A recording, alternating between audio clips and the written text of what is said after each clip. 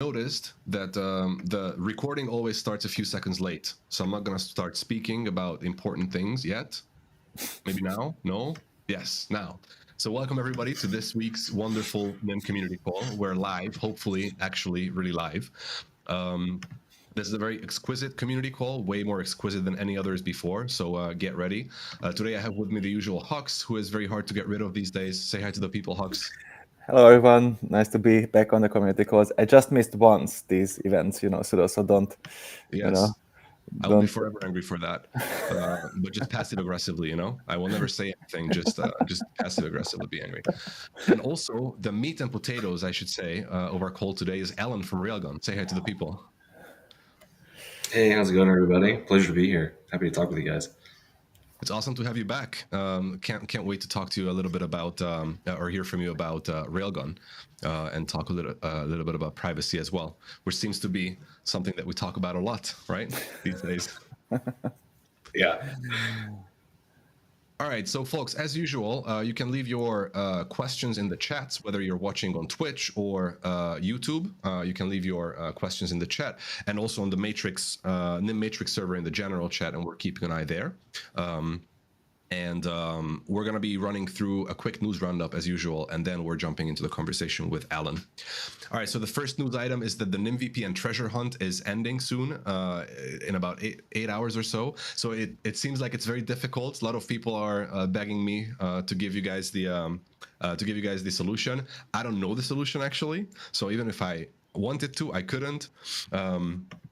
Make sure to put everything you got into it, because all you have is 8 hours. Moving on to the Hugs, did you manage to find it, by the way? Yeah, I also couldn't find the hidden word yet, so it's quite a challenging treasure hunt. But then someone showed me the answer and was like, "Oh my god, how did I miss that?" So it's actually there. It's doable.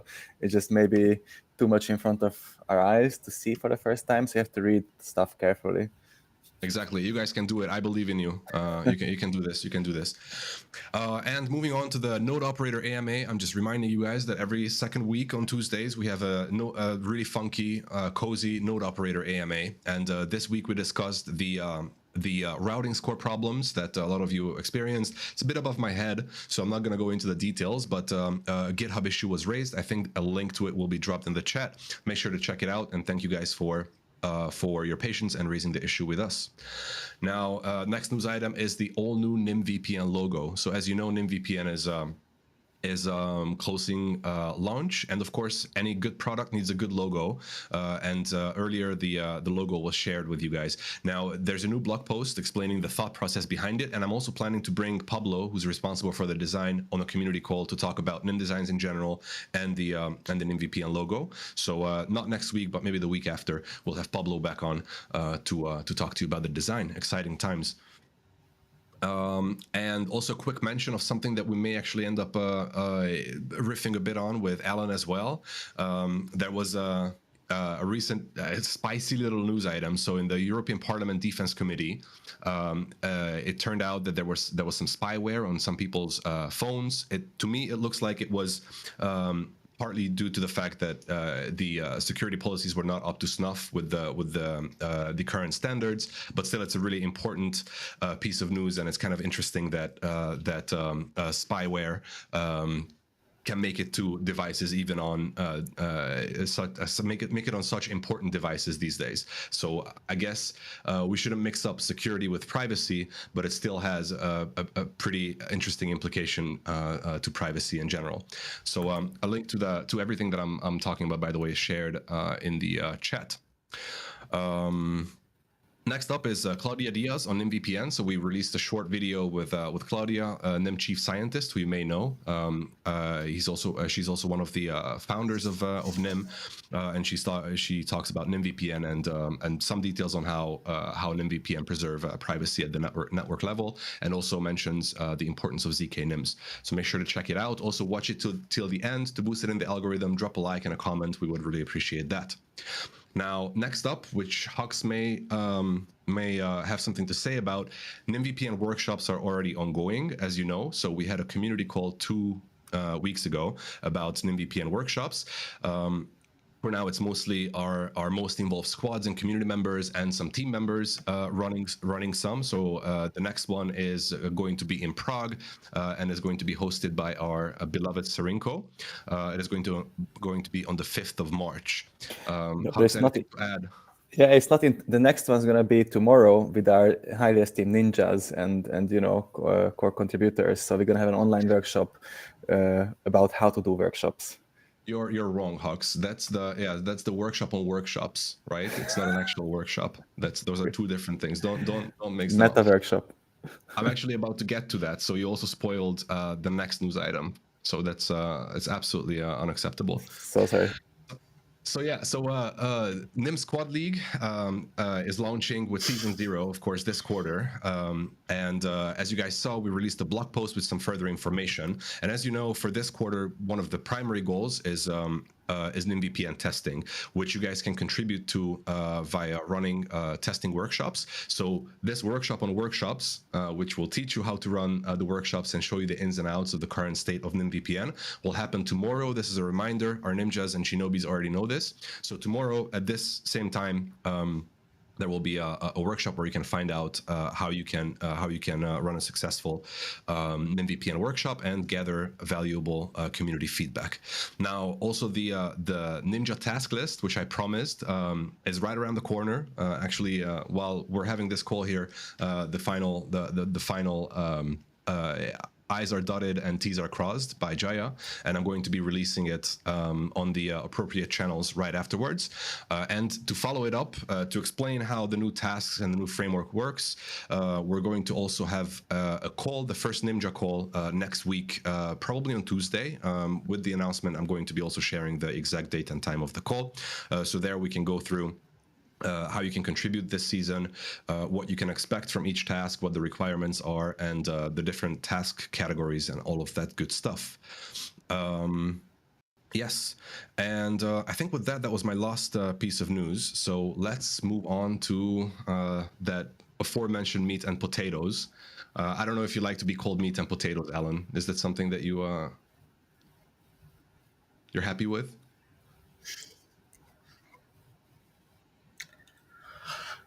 Yeah, it sounds a bit cannibalistic. I think it's good though.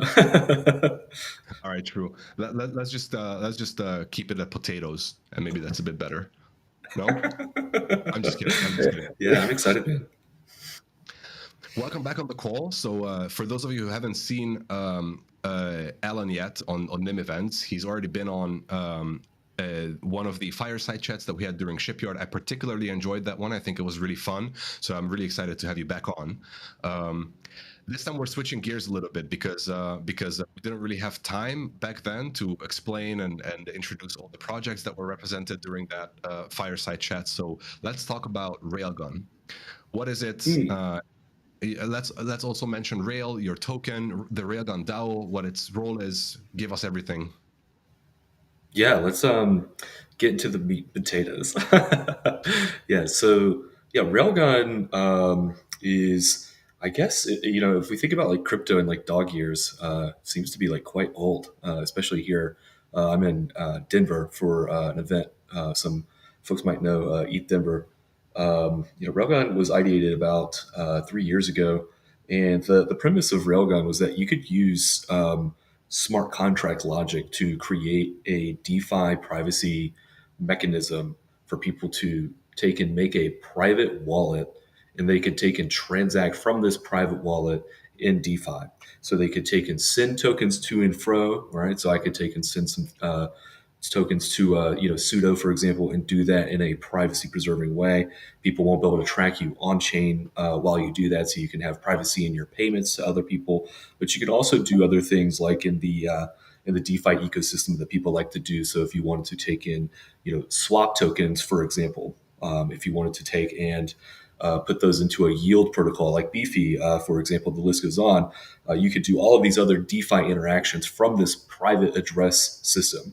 And I thought it was really cool because I thought like privacy was actually a really needed thing in the ecosystem. There really isn't any, and I think that people kind of conflate pseudonymity with anonymity. in the DeFi world. They think like it is private, right? And people who aren't in DeFi, they tend to think that crypto is private, and it's actually the opposite, right? It's a publicly decentralized ledger that's auditable by any human or AI in real time, right? And so this is a very dastardly thing when it comes to your finances. Linking your person with your finances online. This really gets to be tricky. And so, yeah, the project got started about 3 years ago. Has really started to gather a lot of traction, which has been really cool to see people use these contracts to get privacy, to use DeFi with them, and I'm pretty excited about what's to come for the project over the future. We have like a lot of people around the world contributing to the project, researching new ways to use cryptography and accumulators and all this other really cool nerdy stuff that I find really exciting. And so it's something that I'm really excited to be a part of. Can I ask you a couple of questions back from the old days, right? Because 3 years ago there was not so many on-chain privacy projects at all as we have them today, right? So how was starting such a project looking like back then, and how did the reputation or maybe the understanding of people, of users around the project change? I think like some of the biggest difficulties when it comes to people understanding like how privacy solutions work is like what part of the stack it comes in. And so, like for example, Railgun is really heavily focused on like making sure that your on-chain footprint is effectively encrypted, right? Whereas like NIM, seems to handle things a lot more on the networking side of things, and this is a really really powerful tool. And so, there's definitely like a full stack of things that's really quite important when it comes to like online privacy. And so, I think that like it's not like one tool that like fixes everything when it comes to privacy. It's really like a suite of things that you do in your Internet of Things life that will bring that success to you to like protect your privacy, right? I think the other thing that was really quite interesting is like the security assumptions associated with privacy solutions. And so, people are coming to, over the last, 4 years, there's been people spinning up standalone blockchains and L2s and things that require bridging in the architecture. And there's like a lot of different security assumptions when it comes into when it comes to this, right? And so I think that it's really difficult to like educate users in DeFi about these security risks that may come along whenever there is these sort of like extra elements within the architecture. So things like you might be using a protocol that you felt like was decentralized, and then the next thing you see is like on Twitter, somebody unilaterally writing, "We're shutting it down, boys. Get your money out." And like this is not great, right? Because now you thought you had privacy and it's something that you could use for a long time, and it's resilient and all these things, and it turns out it wasn't. And so, I guess it's like. It's like if it's not from the decentralization region of France, it's just sparkling DeFi, and so like we definitely struggle with that in the space. I think that too. The thing that's been really really interesting is like I think that a lot of people haven't really done the architecture like people contributing to Railgun. So for example, I remember whenever the project first got started, there was like only 5 circuits in the cryptography, and now there's 54, and that really kind of made there's like a lot of interesting like incremental pieces of like research that have happened to like optimize on gas and on like client side computation as well, and so it's kind of like chipping away at like this really difficult problem, because like building on-chain privacy and making it be like only smart contract logic and client-side computation is really quite difficult, especially when you're in like a computationally constrained environment like EVM. Question about the actualities when it comes to Railgun. Can you give us some alpha? What are the big things that you're working on? What are the big events that are going to happen? Oh, dude, that's a great question. I think like the two coolest things that I'm excited about and I'm seeing being researched in the community is there is a new architecture that's being dubbed Railgun V3. And this like Railgun V3 is really cool because it takes the contracts and kind of splits them apart into a bunch of different like modular pieces. And so anybody who's like really a fan of like zero knowledge knows that there's like a new white paper about like a really cool new zero knowledge mechanism seemingly every other week. There's a new fork of Flonk and Faflonk, and then there's like Plonky 2 squared or something that's going to come out, and it's going to be really, really cool. And like, there's going to be like this constant evolution of like new tech that comes out. And so like, how do we take and like develop an architecture that would allow these kind of things to like come into play, right? And be optimized over time, right? And it still be like a censorship resilient, decentralized kind of thing, right? Where, someone could propose like, the Railgun architecture, use a new zero knowledge mechanism, like maybe a recursive zero knowledge thing. And so, Railgun V3 is kind of designed to, make these pieces into modules. And so you have like the smart contract for controlling, controlling your tokens, right? There's like a Railgun, like a vault mechanism, if you will. There would be like a standalone verifier, and then, maybe like a different like accumulator in all of these different things. And so like taking this like really big monolith contract, which I see somebody asking in the chat, is Railgun open source? It is. Check it out. There's 2 repos. There's Railgun privacy, and then there's also the Railgun community. There's a couple of different repos that kind of pull things together all over the place. So yeah, do peep those.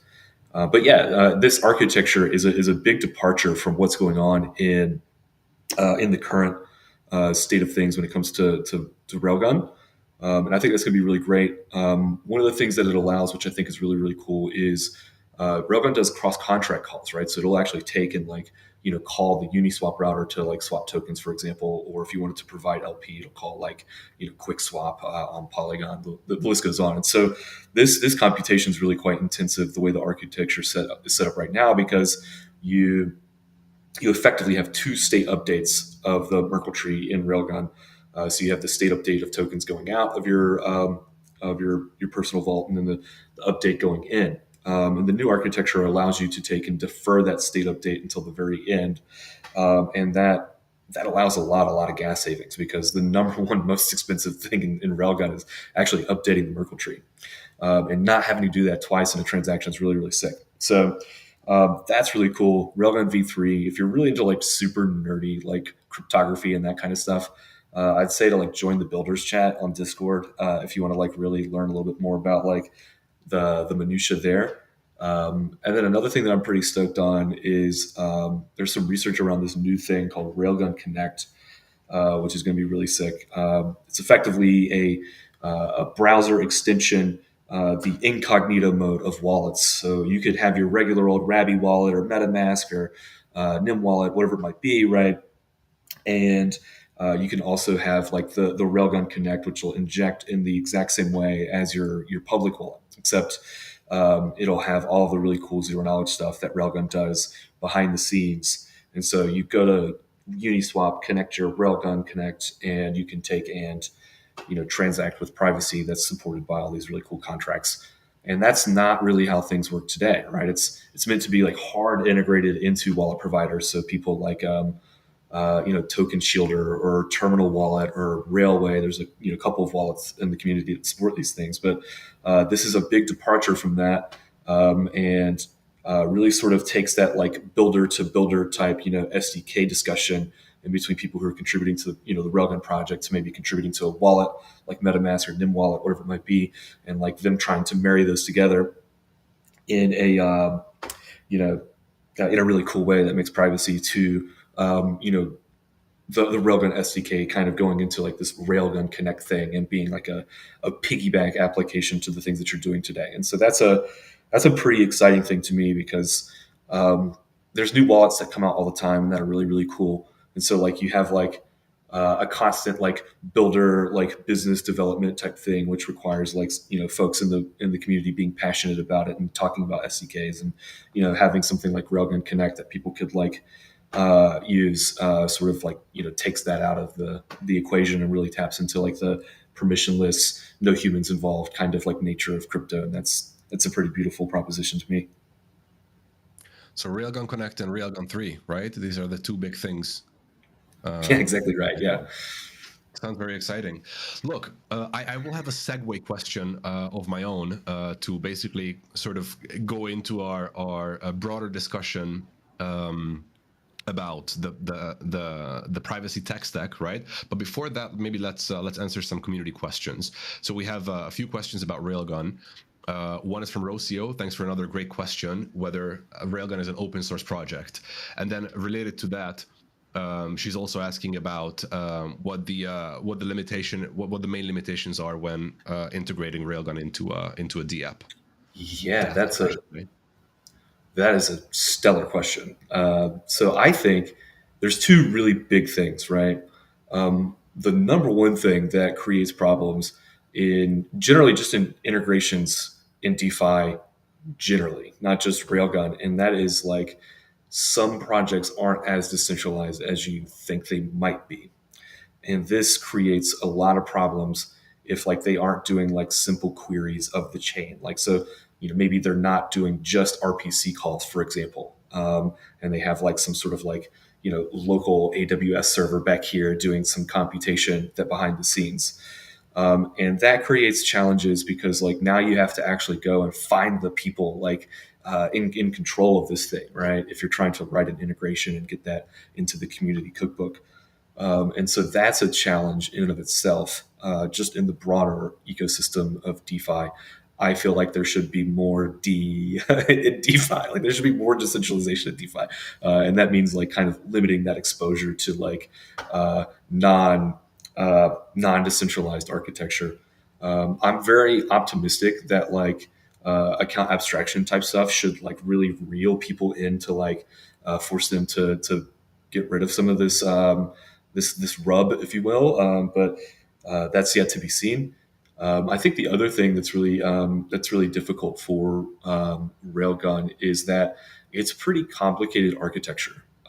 Zero knowledge is really difficult, and piling that all into a smart contract gets to be really heady. And so, like, just wrapping your head around the contracts is really a big challenge, and that sort of lends itself to added complexity. I think what's really cool is that like there's starting to become a nice community around the cookbook, and so people are taking and posting the recipes.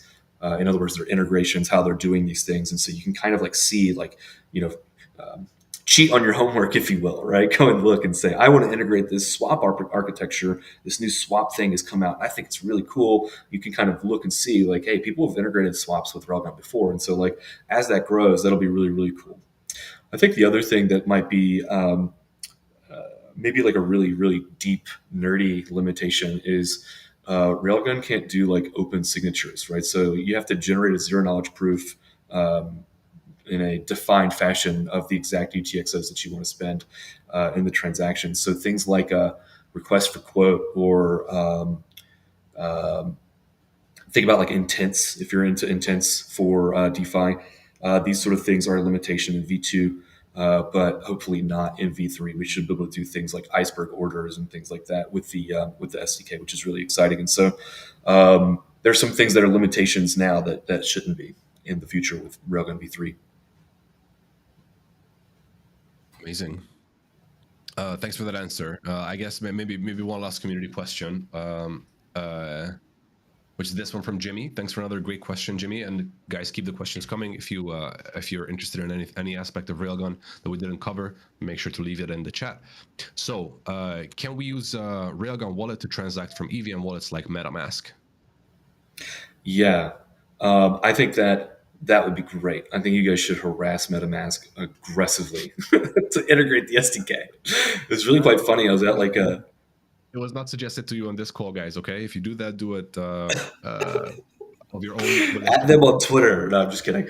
It's really funny. I think like Railgun Connect is going to be like a really interesting sort of, I guess, like compromise to that. Like currently, like I mentioned a couple minutes ago, like there is a requirement to integrate it into the wallet itself.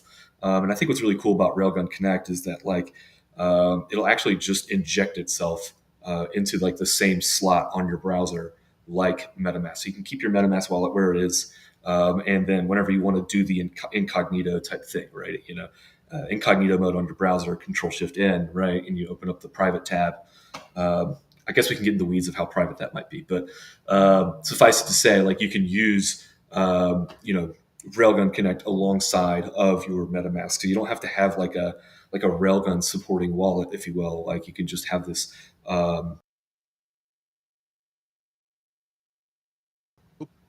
We lost you, I think, Alan. Did you also lose him, Hux? Yeah, he's also frozen for me. Yes, he'll be back. For now, Hux will sing while Alan. No, he's back. He's back. He's back. Good. We lost you for a second there. Can you hear us? Oh, let's see. Am I dropping packets? That's not great. Hold on, let's see. A little, not good? so many. Yeah. It seems like we're good now.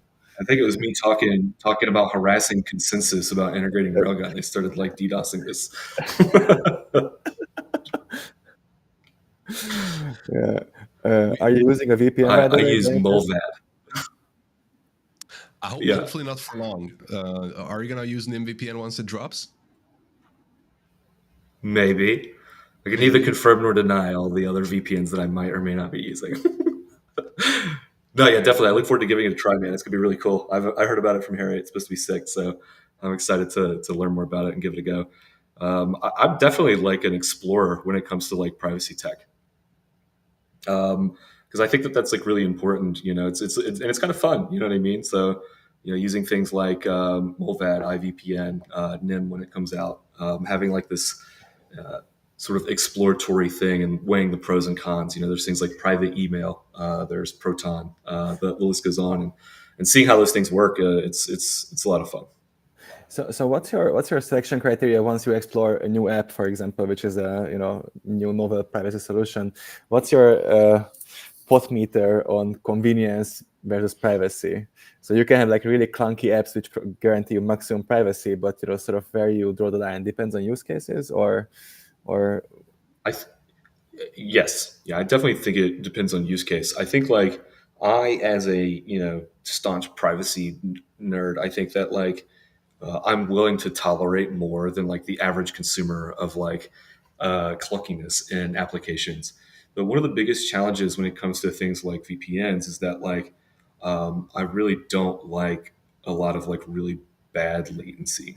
And so like there's definitely some things to be desired from some of those. And so like I find that like having a couple on deck is always really nice. And ultimately, they effectively have like the same purview into like what you're doing on the internet in terms of like the packet headers, right? And so it's really great to take and have a bunch of different options for that kind of thing. I think what's really cool about privacy is that there's a ton of different things that you can try and experiment with.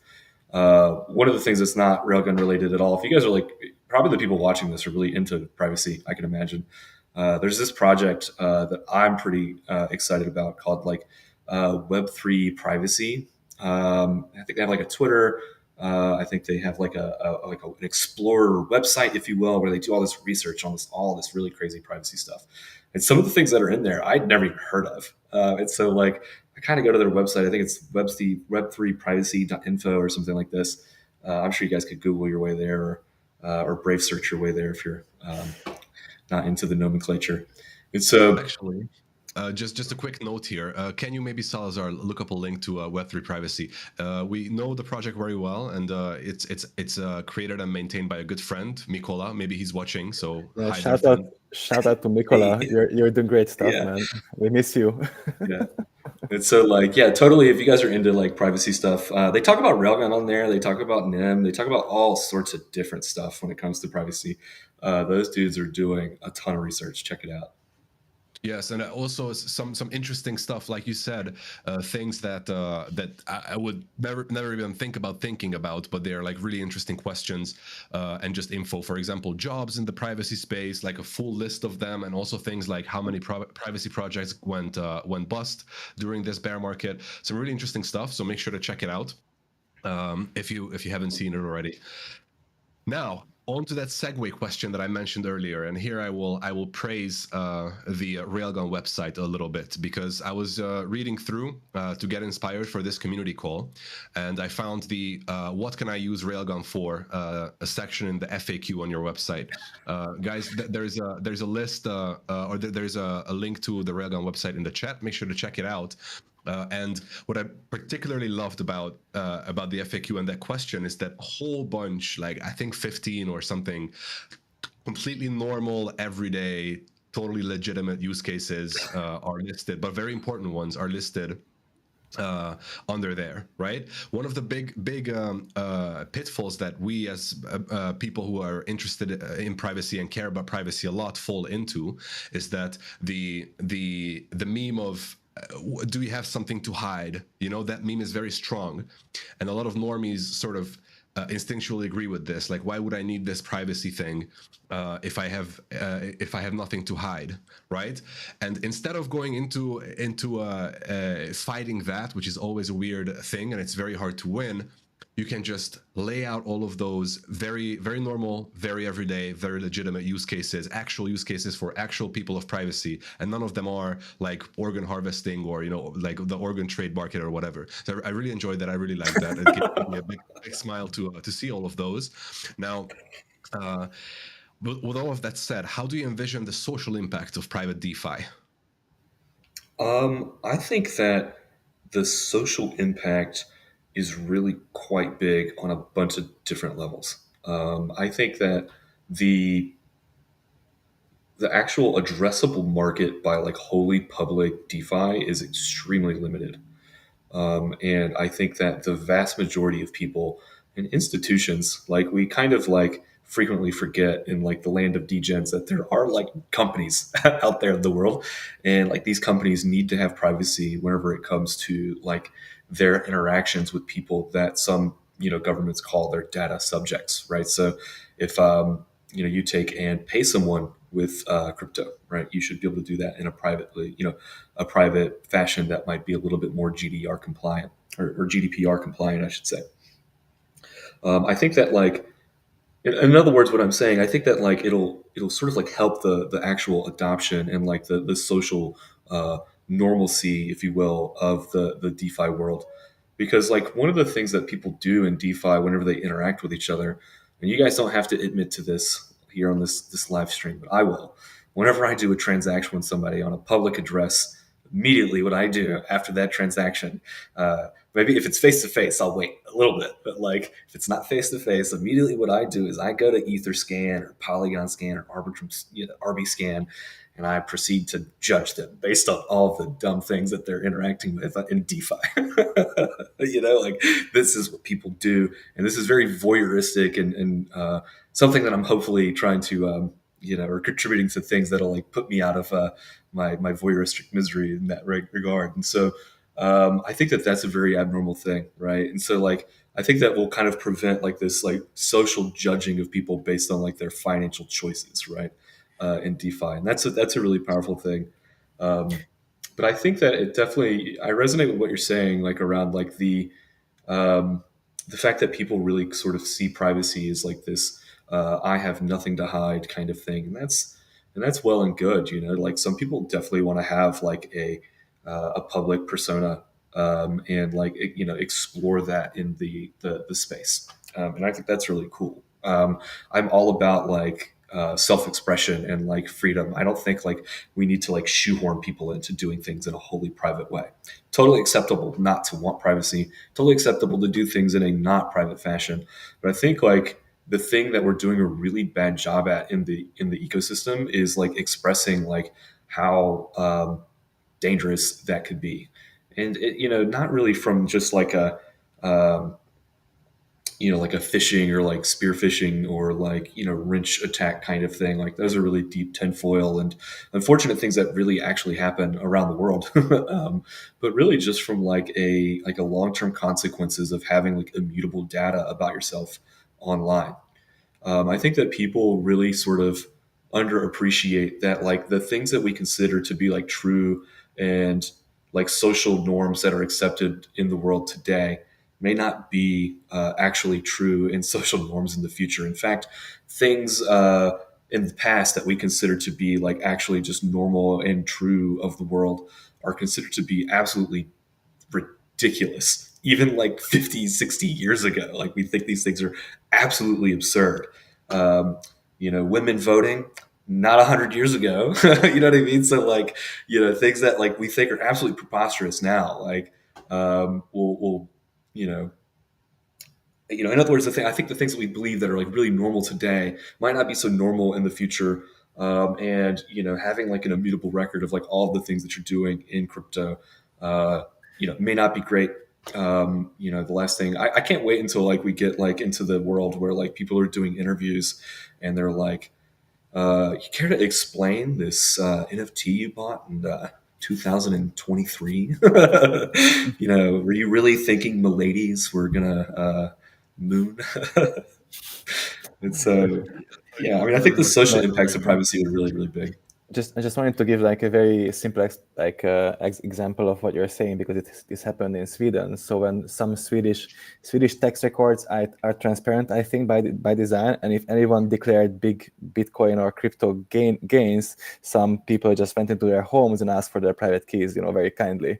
And in that case, it's Very really, kindly. really, I mean, not really kindly, but with the result that people gave their private keys because they didn't want to get hurt. So this is like. And this is what you're saying, like how the technology underpins the cultural shift that must come with this. Because if I know how much money Sudo has in the bank, I cannot do really anything. I mean, I cannot go and rob the bank because it's really super hard. But if I know that he has a wallet full of some tokens, then this is a lot more risky for him to connect his identity with his wallet. So sort of this. I is think that like people. I think that people just innately say that like I have nothing to hide, right? Which is probably the case, right? Most people don't have anything to hide. Like I don't have anything to hide when it comes to my finances. I'm a pretty boring dude. I buy coffee, I pay a mortgage, I buy dog food, things like this. I pay my insurance bills and these sort of things. I have like oh, nice. I have a dog too. So like, yeah, like the whole, very, very boring thing. But like the thing we have to appreciate is that like there are identity actors on the internet that are indiscriminate. Like they don't care about you and the things that you have to hide. Like they don't care that you have a dog food habit. You buy dog food for your dog. But what they care about is like being able to like take and social engineer you, and all these different like points that you take and release about yourself on the internet can be used in a way to try to do things that aren't great to you, like maybe steal your money or judge you on the internet, whatever it might be. And so like I think that it's totally fair that people say like they have nothing to hide. I just think it's like underappreciated that like it's not about like hiding like or like having some sort of like dark secrets or anything like that. It's just a matter of like it's kind of like a hokey cliche, but like having a bit of security through like obfuscation, which is really, really important. Like I want to be able to self-select like how I how I tell people about my things, right? And if I can't like do that because the ledger of like how I'm transacting is immutable, then like that's really and more importantly public. That's really a shame. Agreed. Yes. So it's sort of like a social self-defense or right to self-preservation in a sense. Just as much we have the right to express ourselves, it's also we have a right to put on a shirt and not to go.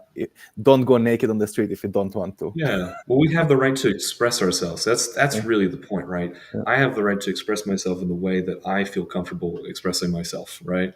We don't need like minority report, like mind reading type infrastructure in the world. It's really scary. And now, what we're segueing into, let's talk a little bit about. I think this is super interesting to explore. Let's talk a little bit about that tech stack of privacy, and let's maybe explore what it could look like, or what it could mean in terms of improving these technologies that we're developing by using it in conjunction or in combination with each other. So I'll give you the question first, Alan. You guys are doing basically compliant, but yet fully private and zero knowledge DeFi, right? Mm. what do you see as a possible way to improve that with something that works on the network level? Yeah, so I think that like, there's definitely challenges when it comes to like, we mentioned it earlier, but like it's definitely like a stack, right? Privacy is a very multifarious thing when it comes to like the internet, right? And so you have to be really, really careful about like what you're doing in DeFi. Or just on the internet in general, you should use a VPN. I think it's like the great first step of all things internet. Please go find one. And like even like just a basic one, like it's like a four-letter word, but go use Nord. Like just like start somewhere. Go do it, just something, anything.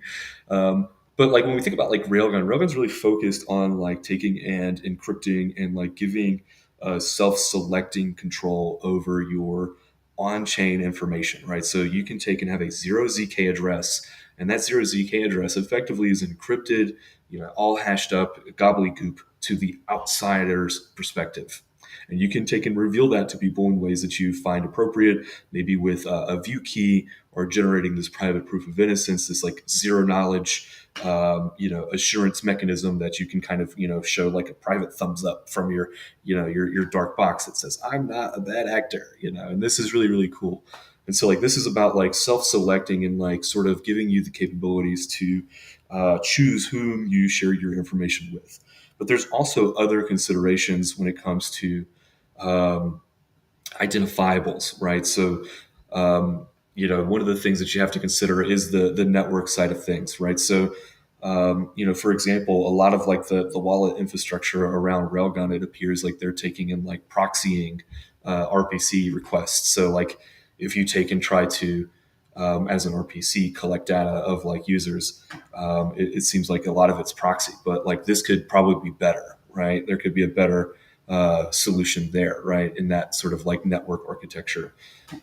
There is the relayer ecosystem, right? So whenever you take and privatize a transaction on chain, you have the sender, the recipient, and the token amount. And privatizing the sender in EVM means taking and having someone pay the gas in your stead, right? And this requires like networking as well, because like my client, my computer, my phone or something like that has to take and connect to this gossip network known as Waku, which great tech, by the way.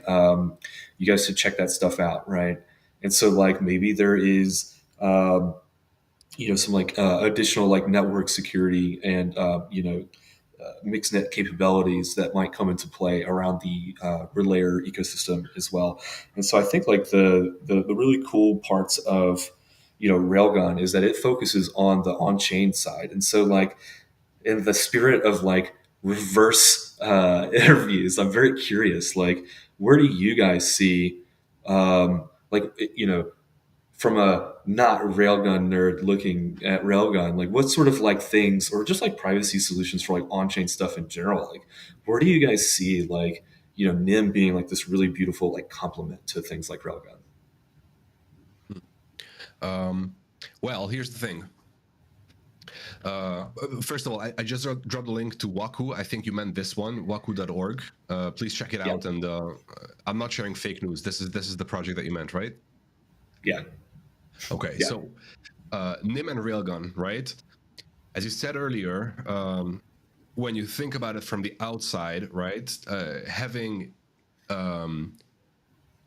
just the option of you sending me some ETH, right?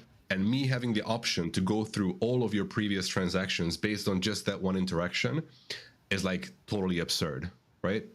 So it's just like absurd. Like nobody wants that. It doesn't make any sense.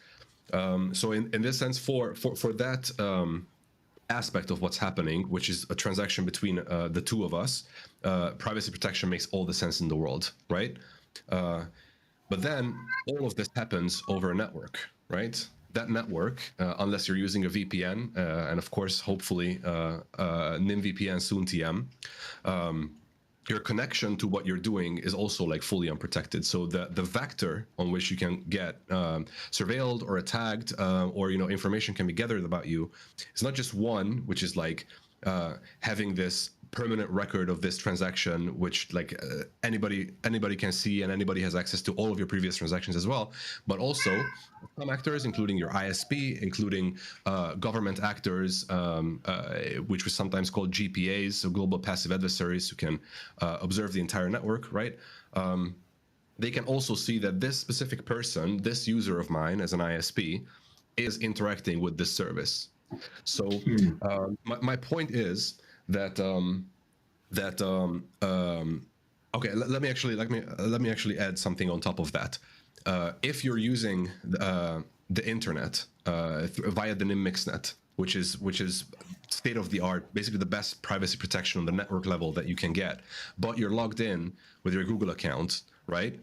Google will still know what you're doing. Like if you're using the Chrome browser and logged in with your Google account, Google will still very much know what you're doing. So in this sense, both a privacy preserving DeFi a la Railgun or network level privacy a la NIM is not the entire solution, right? It really is a stack. So when we say that, we mean it, and that there is a reason why we're repeating this phrase so many times and putting privacy preserving DeFi a la Railgun on network level on strong network level privacy a la NIM, right? That's you can see how that protects you from multiple different angles, and this is not even the full privacy stack yet. So so this is just one of the examples of how privacy-preserving technologies can really work together, and aren't really actually competitors in most cases. But actually complementary technologies that can really enhance your privacy from various different angles, or against attacks from various different angles. That's the best way I can put it. Do you remember, Sudo, when we were at this workshop where we mapped out with the papers how the internet works? So what happens if I go on a website and use an app with my device?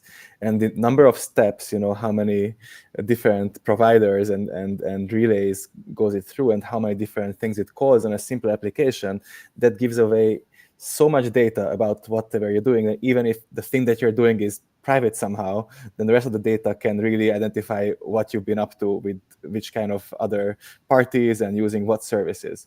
So in this sense, there's also not just the network level and the application level and the on-chain level of privacy, but also the hardware that you're using, your operating system that you're using, and even your home router. Yeah, So true.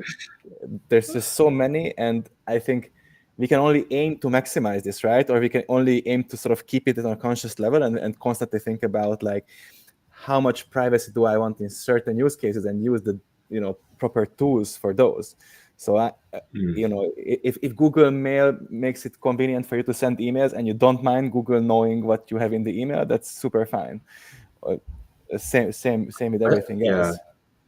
I think it's really just a matter of like it's like an iceberg, like you have to like kind of chip away at it. And like I think when we talk about privacy, us three here, chatting away, we're in the know, if you will, right? I've been focused on this for years, and so like some people who are like just getting started on like a privacy journey, it can be like really overwhelming. You know what I mean? Like just try to get your head around like how like TLS and HTTPS work, all this different stuff.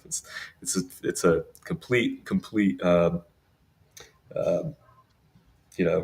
big challenge, right? I think it's all about like making like incremental steps, and that's why like that Web3 privacy thing was like really cool, because like it kind of like walks through all these different things that like people can think about when it comes to like crypto privacy. I think it'd be really cool to like sort of like start from like just like the basics, just like kind of like incrementally like move towards like controlling more and more of your data, because that's really what like privacy tools are all about, like putting you as a user in control of like the things that you share on the internet. And that's a really powerful thing. Like self-sovereignty over your information Exactly. is difficult. And so like getting there takes time, but you can sort of like start like pushing different actors away from you, so like I don't want my ISP to like be able to just look at my packet headers and know what I'm doing on the internet. So what am I going to do? I get a VPN. It's just NimVPN comes out, maybe I'll use that one, right? And like, I'll get those dudes out of like, snooping on what I'm doing, or having the ability to. Maybe they're not, right? And so like you kind of like chip away at those things, and like over time, you can develop like a really like resilient privacy stack. It's like going to the gym, the first day you don't look stronger, but like a year down the line, you might look just yoked. And have to figure out how to operate those machines, what are the big things doing, and all that. Exactly. Can I ask you a question, Alan, or do you want to? Sorry, I want to ask a separate question because I'm super interested in something, and it's on your question list, Sudo, so I'm using the list. I really want to ask about the multi-chain aspect and running a DAO. So how does this work? Users can use Railgun on different chains, but where do you run the DAO, and sort of how did it came to be a multi-chain project? Yeah, so definitely, so Railgun got, ideated, I guess, in like 2020. In 2021, there was like a token airdrop on Ethereum of Rail. And people could like stake Rail, and this gives them the ability to take and vote on things in the Railgun ecosystem. And so anybody could take and submit a proposal to the governance mechanism on chain. This requires like coding of hex calls and all this different stuff, right? So prescribing all of the steps that will execute on chain up front. People can audit that and verify that it does what they think it does, and then people can vote on that based on their staked Rail in the ecosystem. And Railgun was only on Ethereum initially, but then there was a deployment on. Oh man, some people who are in the community are gonna like want to call me out for this, but I can't remember. I think it was BSC first. Excuse me, BNB Smart Chain, and so BNB Smart Chain was like the first deployment, and this was actually snapshotted airdrops, and so there's a separate token on BSC, and then there's a separate token on Polygon when it was deployed, and then there was the Arbitrum deployment that came along, and that happened a little bit differently, but back in like 2021. It's so funny we're talking about back in the day as like a couple of years ago, but like there really wasn't a way to do like multi-chain governance without like really heavy centralization vectors and liveness, potential like liveness issues of like bridges. And so there wasn't like a cool way to do this in like a decentralized fashion. And so like a lot of the protocols that said that they were doing, cross-chain governance was really just like a multi-sig on like the other chain. And it's like, trust me, bro, like whatever you vote on Ethereum, I'm totally going to do on this other chain. Trust me, promise. And like, that's not great, because like initially this multi-sig controlled deployment might not be the number one deployment, but it might gain a lot of traction. You know what I mean? So like, yeah, like your cool deployment on Ethereum is really big, and like, you're just now deploying on Polygon, and so you might think like, oh, multi-sig that way, it's the easy way to do it. That's fine. It could turn out to be the bigger one, and so now you have like this super controlled one under a multi-sig, and that's not great, right? And so, so basically the community decided to take and do this by different tokens. Arbitrum was a bit different in that like the security assumptions you make by bridging governance into the L2 is that Ethereum itself is secure. Like that's the assumption you're making. And frankly, if Ethereum is not secure, Arbitrum is wrecked. Like that's like the bottom line. Like if we just shoot it straight, like the L2s are ruined. This is not a good look. We're gonna have a really bad time. ETH not to 10K if not secure. So and so yeah, like the challenge really is like getting people's head around that, because like the people who contribute to this project are really decentralization maxis, and so like cross-chain governance seems to be like separate little DAOs all over the place. And then like these roll up L2 type governance mechanisms are controlled by like the substrate. So in this case, Ethereum could be something, like maybe there will be a Polygon L2. Who knows? I don't know how that'll play out in the future, but it's kind of like these different cells. And like this creates like a really big yeah, like a really, really big challenge. But I think like having things like set up in a decentralized fashion is really quite important because like it takes the control out of like an individual's hands because like maybe like what I or some other individual wants for Railgun might not be what like the community of users wants for Railgun. And so like having this like democratized out into the ecosystem is um, I think it's a really powerful thing. Thanks for the Community rundown. question. I think this is going to be probably the last one, but we also had a previous question asking something similar. So the question is again from Rocio. Are you guys planning to integrate with more blockchains? So is it correct that currently you support Ethereum, Polygon, and Arbitrum? Is Cosmos coming? Is other stuff coming?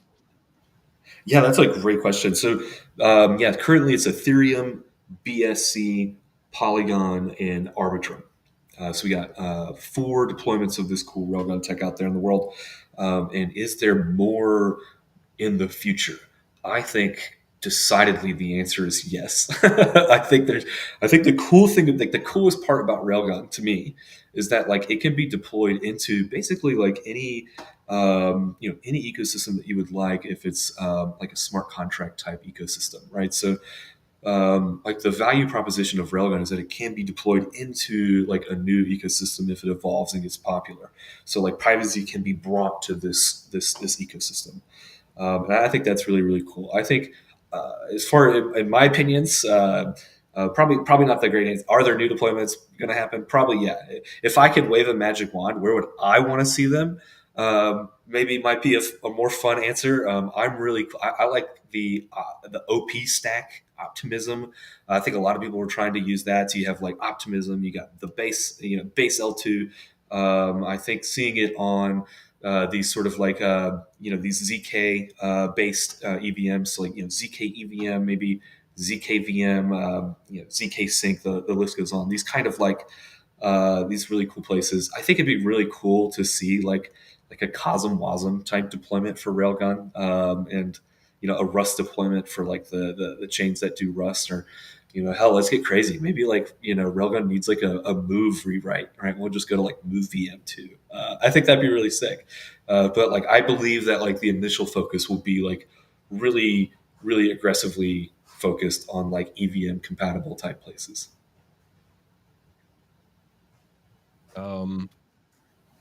I'm just wondering if I should ask one of the community questions, but I have a really nice closing question. We don't have like time for. We have a hard stop at the hour, so don't forget. Yeah, so Alan has to leave on the hour. So actually, let me share my own. Sorry, guys, I'm host, so I get to do this. I'm overriding everyone else, and I'm asking my own question. Alan, are you familiar with the Hitchhiker's Guide to Online Anonymity? I'm not. No, tell me more. I'm gonna send it to you. I'm gonna send it to you in our group, but I'm also dropping it in chat. It's a really good and comprehensive and regularly updated guide on how to stay anonymous online. It's about like a 200 A4 sheets worth of text with a lot of links and a lot of like learning, right? So earlier you mentioned the how scary and kind of intimidating privacy can be, right?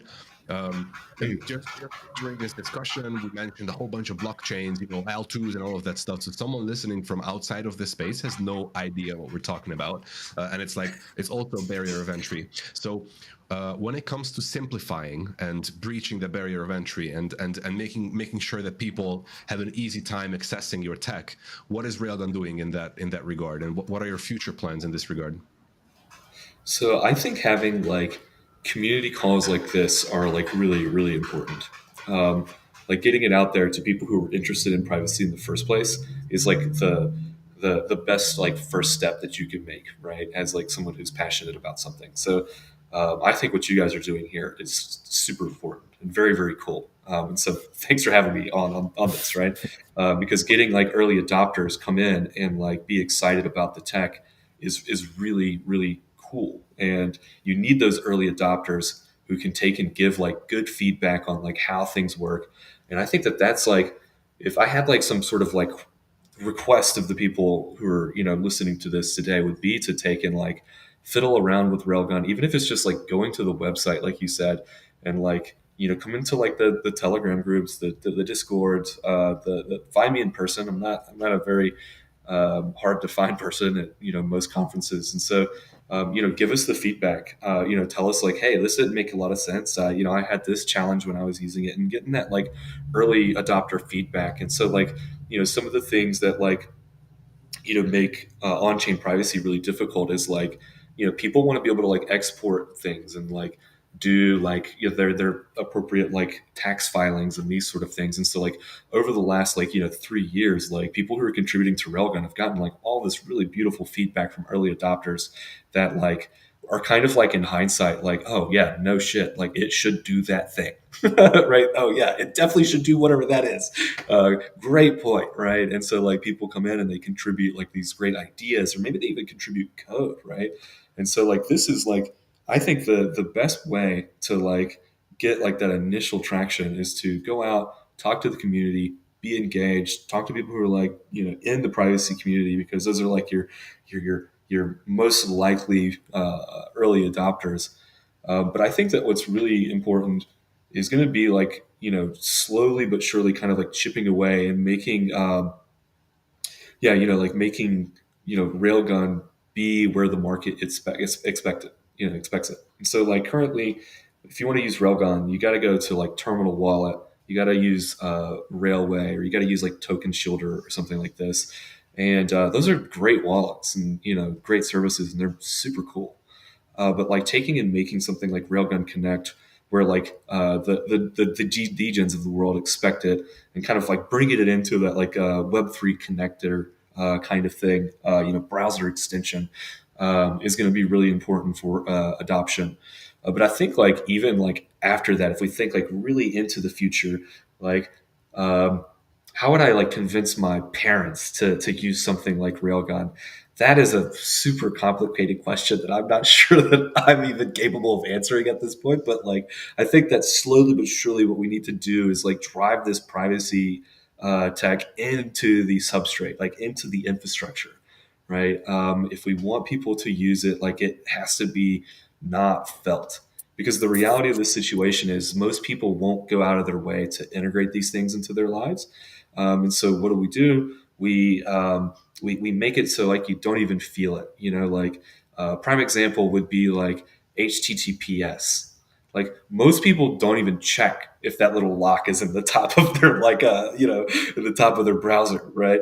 But like what are like browser people who are building browsers do? Like they basically hold if you're building a website, right? They put your arm behind your back and make you do HTTPS, because if you don't, the browser goes, warning, warning, you're on a really bad website. These guys suck. They don't know what they're doing. And so like it kind of like forces builders to like include that S in their HTTP. And so like I think that like that's really the best solution for like not just like Railgun, but like privacy tech in general, is to make sure that like that is just, it's in there in the substrate, and people are like basking in the glory of like all this really great privacy tech, and they don't even know it, which I think is like the coolest thing. I think it'd be so cool if someone's using NIM and they don't even know that they're using NIM. Like that's sick, right? Exactly. Someone's using Railgun and they don't even know.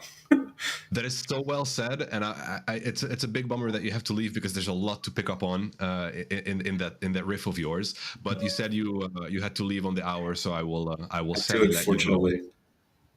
All right, Alan, it was awesome to have you on. I hope to have you back on, and let's hang out in the near future. Yeah, definitely, for sure. I appreciate you guys having me. Last but not least, if you guys who are watching want to reach out to folks who are contributing to the project, the best place to find folks who are contributing to this thing is in the Discord, on GitHub, this sort of thing. If you're just interested in like the socials, there's definitely a Railgun Twitter. Please don't follow my individual person. I'm a quite boring person on social media, so you won't get much really fun things from me as a person on Twitter. But the Railgun project community Twitter posts some really cool stuff about privacy, and I hope I catch you guys soon. Please have me back on. I love these chats. Are you saying you have nothing to hide? Oh man, I have some things to hide, like my on-chain balance. All right. With all of that said, catch you later. We will stay on a little bit because we need to give people their POAPs, which is to commemorate this community call. The secret phrase is kind of nice. I'm gonna send it to you in private for today because it's really cool. Or if you can stay on, I will just say it. So thanks everybody for joining this week's community call. There will be the recording, of course, on the YouTube and Twitch channels as well. And the secret phrase for today is EAPP. And that is because, do you have any guess why that is, Alan, the secret phrase, EAPP? No, what could it, I don't know. What would it be? So actually, it's electric apparatus for propelling projectiles, which is the first, which is the first patented name of a railgun, which was patented in 1919. That is why I chose this this secret phrase. Hopefully, you guys appreciate the. I love that. Oh yeah. So, Just have these shirts, no? Like, yeah. Exactly. I think that's actually pretty dope. So EAPP, ladies and gentlemen, you heard it here first. You need to go to nimtech.net/go/POAP to claim your POAP, and you need to enter all caps EAPP. Once again, it was an absolute pleasure to have you on, Alan. Thanks for co-hosting Hux, and thanks for beautiful questions from our dear community, and also for watching and hanging out with us. Don't forget the workshop tomorrow. It is going to be at the same place, at the same time as this community call. And the link to join will be shared in the Ninja and Shinobi chats. Once again, it was absolutely lovely to hang out. See you guys around, and hopefully we get to meet again soon, Alan. Have fun at ETH Denver. Thank you, Alan. That's super cool. Yeah, thanks guys. Catch you soon. Bye, everyone.